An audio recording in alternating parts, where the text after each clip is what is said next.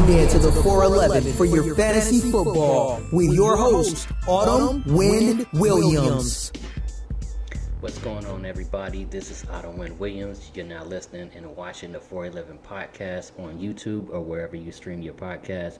We're now inside of week 3 for the NFL DFS season on Draftkings, Fanduel, Yahoo, or wherever you play your fantasy football. And I'm just building lineups right now. It's Friday night, I'm chilling, happy to be off for the weekend. Got a little bit of family festivities going on this weekend before I enjoy the games this Sunday. And I'm kind of just building differently this week. I'm playing a lot less lineups, more focus on single entries, 3 max entries, high dollars, and just hoping that I can just concentrate on them lineups, because building 150 lineups or 50 lineups and trying to do late swaps and everything, it kind of like really, it puts you in that mood. You can't enjoy the games. You just doing sloppy late swaps that don't work out.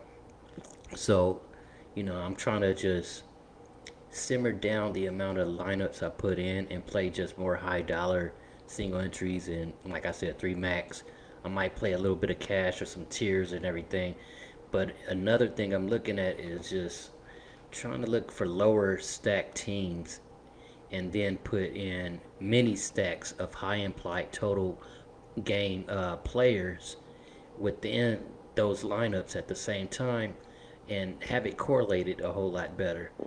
What I'm looking at right now is having like Teddy Bridgewater going against the New York Jets, who are not that great, and stacking them with 2 wide receivers like a Cortland Sutton and a KJ Hamler, and then bring it back with Burrios or Elijah Moore, and then have like maybe, I don't know, Jonathan Taylor stacked with the Colts defense. Well, don't necessarily have to be stacked with the defense or anything, but that would be a decent correlation, because then look what I can put in. I can put in a Travis Kelce stacked with an Austin Eckler, and then in my flex position try to find a decent wide receiver or running back. That's one of the teams I'm working with right now.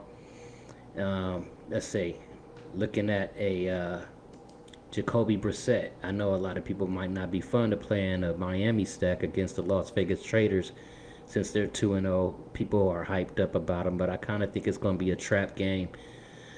Say if I put in Jacoby Brissett stacked with a Devontae Parker and Albert Wilson, like even if they playing behind, like Albert Wilson, he haven't did that good, but the value only at 3,100 is allowing me to pay up. Like say if I want to go back to that KC Chargers game, Eckler, Tyreek Hill, and Clyde Edwards-Helaire. I'm not sure if I'm going to play Clyde Edwards-Helaire at all, because the way he's been playing this year, man, it doesn't look great, but it looks like he's going to be straight up chalk. So that's another reason why I'm kind of like trying to shy off of him.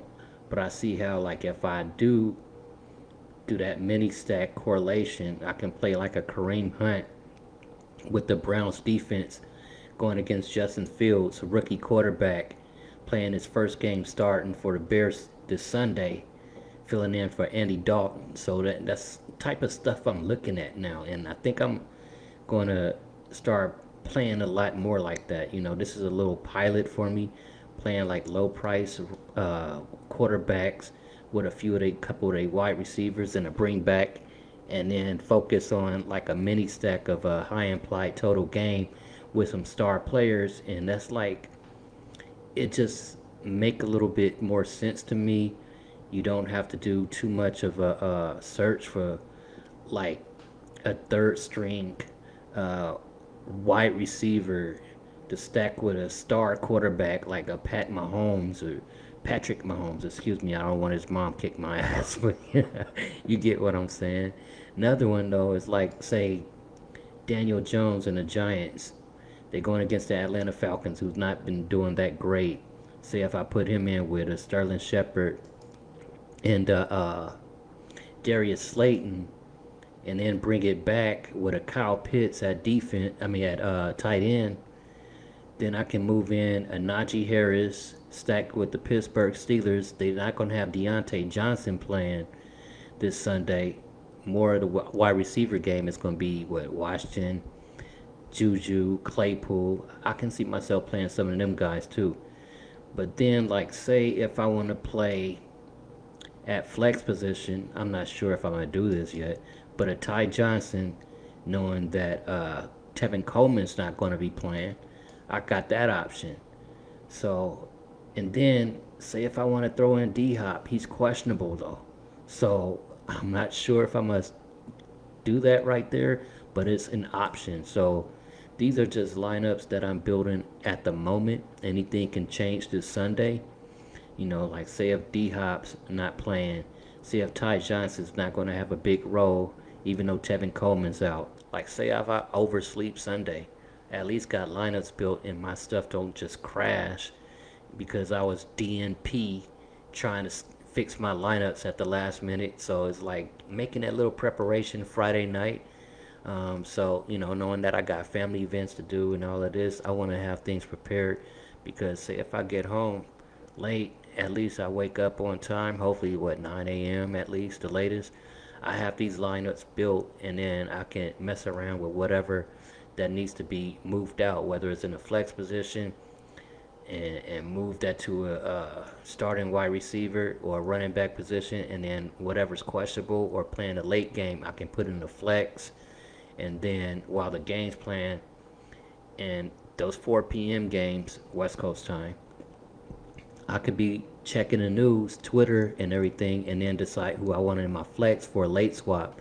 And that's why I was saying that I want to just simmer down the amount of lineups I put in and do more hand building and using the optimizer, because like when I use the optimizer, I find myself micromanaging it a lot. And you know, optimizer's cool.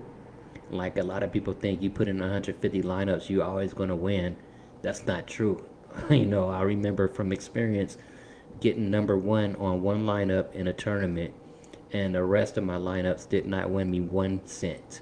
So anything can happen when it comes to DFS. So be mindful of that. Putting in 150 lineups, the optimizer is not going to always give you great lineups, and it's going to give you a lot of duplicate lineups that other guys are putting in the optimizer at the same time.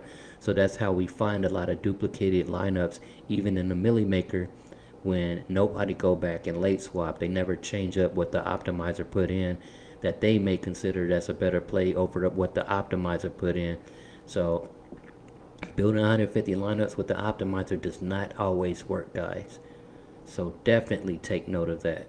What tripped me out though, I was listening to Blenderhead HD the other day. He pointed out something I feel like I never thought about, is playing rushing quarterbacks with your high priced number one wide receiver is a bad look. It's bad correlation, because if your rushing quarterback is doing a lot of rushings in the game, like say Lamar Jackson, say if Brown was priced like super high price, that wouldn't work out. I guess that's why Draftkings and Fanduel never priced Malcolm Brown that high, because the amount of time that Lamar Jackson rushes the ball, you know, is damn near impossible to have that with a decent correlation.